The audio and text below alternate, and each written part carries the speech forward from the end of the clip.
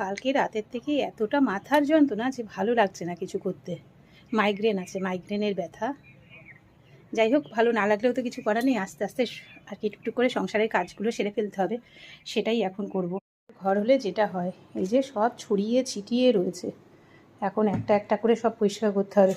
কালকে একদমই কিছু করতে পারিনি, এতটা আর কি শরীরটা খারাপ লাগছিল, শুয়েই পড়েছি।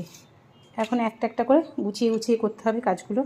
এদিকে একটা ভাত বসিয়ে দিয়েছি আর একটা মুগের ডাল বসিয়ে দিয়েছি, তারপর সবজি কাটবো। এখন দেখি কি করা যায়। আর সবাই একটা কথা কিন্তু ঠিক বলে যে মাইগ্রেন যদি কারো থাকে না, তার আলাদা করে কোনো শত্রুর প্রয়োজন পড়ে না।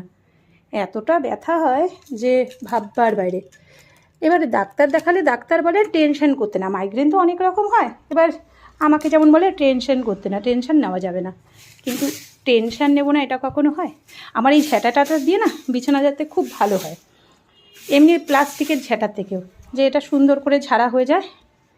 এখন একটা একটা করে টুকটুক করে কাজগুলো সেরে নেব, করতে তো হবে এই কাজ না। আজকে আর সকালে পুজোটা দেওয়া হয়নি, এই কিছুক্ষণ আগে ফুল তুলে নিয়ে আসলাম বাড়ির থেকে। পদ্ম ফুল, খুব সুন্দর সুন্দর পদ্ম ফুল হয়েছে। হ্যাঁ, আবার পুজো দিতে যাব। এবার আস্তে আস্তে করে নিলে হয়ে যাবে কাজগুলো। আবার আজ আমার মামার মেয়ে আসবে, আমার বড় মামার মেয়ে, বিজয়া দশমী, সবাইকে প্রণাম করতে। এই কিছুক্ষণ আগে বাপের বাড়ি গেছিলাম, বাপের বাড়ি থেকে একটা পেঁপে নিয়ে আসলাম, তারপর ফুল নিয়ে আসলাম। বাপের বাড়িতে অনেকটা জায়গা আছে যার জন্য গাছ লাগাতে পারে, কিন্তু আমার তো একদমই জায়গা নেই, আমার আর হয়ে ওঠে না।